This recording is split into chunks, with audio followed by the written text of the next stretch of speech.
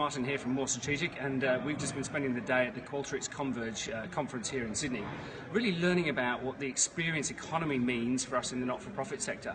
So inspired by the Qualtrics Converge event here in Sydney, we've come up with the 5 key trends for data in the future. The first is this beautiful idea that Qualtrics have shared around moving from OData, so the operational data, the transactional analysis, the P&L, to XData, experiential data, that tells us how people feel about what happened. But in the not-for-profit sector, we've also got to move to YData. Why did what happen happen? Because only if we can understand why people do what they do will we be able to form strong connections with them. This is particularly important for us in the not-for-profit space because everything that people do is driven by their values, their beliefs, the emotional reaction they have to what we talk about, and really even down to their dreams of how they want the world to be a better place. The next shift is from big data to fast data. None of us are sitting saying, I wish I only had more data. We can't cope with the data we've already got.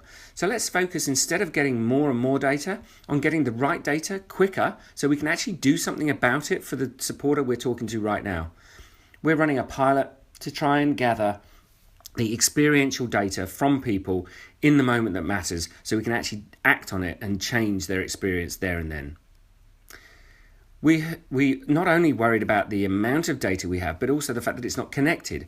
So we've got to move from siloed data to smart data, where we actually are able to connect the X data, Y data, and O data to really understand what's driving value in our business.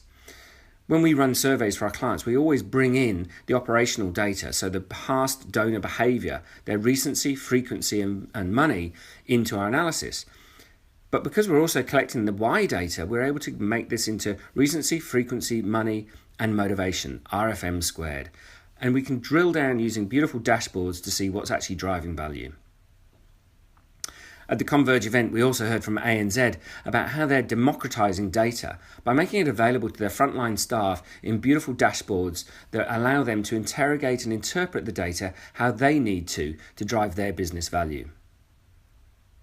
And finally, we need to make data not just interesting, but influential.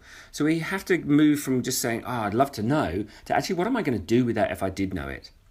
And the increasing effectiveness of behavioural economics in nudging people's behaviour is an area that we think is really rich for charities to explore. We've already been running some randomised controlled trials in the last few weeks around influencing people using social norming, time discounting and values framing to change the way they update their will, the way they volunteer for events or increase their monthly gifts. Even the simple reframing of the cost-income ratio to become an income divided by cost ratio and a fundraising multiplier dramatically transforms how people see that figure.